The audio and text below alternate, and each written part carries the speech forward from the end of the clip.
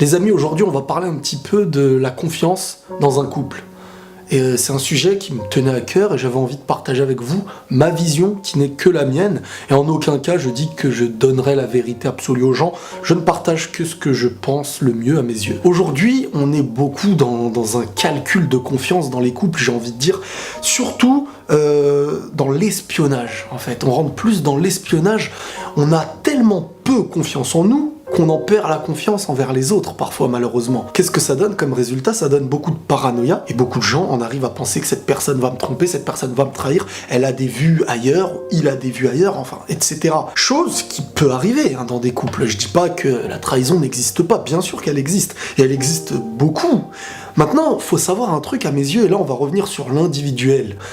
Pour moi, quand quelqu'un veut se mettre en couple, déjà, il doit se construire sa personne, ses valeurs, mais il doit aussi viser des valeurs en face de lui, et non pas qu'un physique, une coupe de cheveux, ou un amour basé sur rien. Ensuite, si tu te bases sur des valeurs par rapport à une personne qui se doit d'avoir construit en lui les valeurs que tu cherches, eh bien déjà, normalement, instinctivement, il y a plus de confiance. Je dis pas que aveuglément, ça y est, le mec peut aller où il veut, faire n'importe quoi, te montrer n'importe quoi, que tu seras aveuglément confiant. Mais déjà, il y a cette nature qui s'instaure et vous avez un petit peu, j'ai envie de dire, la même vision des choses et les valeurs qui se ressemblent. Chaque individu doit connaître ses limites. À mes yeux, c'est la première base. Si tu ne connais pas tes limites ou que tu ne t'instaures aucune limite en te disant je ne ferai pas de bêtises, je peux aller n'importe où avec n'importe qui, faire n'importe quoi, que je me contrôle. Non, ça c'est une grande erreur. Personne, à mes yeux, ne se contrôle à 100% et tout le monde est faible. Et à partir du moment où tu arrives à te rendre compte que tu es faible, eh ben tu seras un peu plus fort. Donc la première règle, c'est individuellement de connaître ses limites et d'être conscient qu'on a tous des limites à s'instaurer pour le bien-être de notre personne et du couple surtout.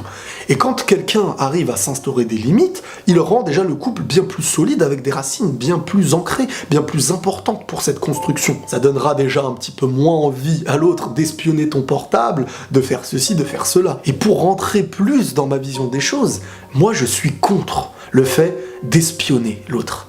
Moi, ma vision des choses, c'est j'ai mes informations, dans mon portable j'ai ceci, cela, mais j'ai pas envie que tu fouilles. Mais je ne fouillerai pas les tiennes aussi. Par contre, le jour où je me sentirai trahi réellement, ou le jour où je te trahirai, faut se dire bye bye. Parce que moi, c'est ma manière de penser.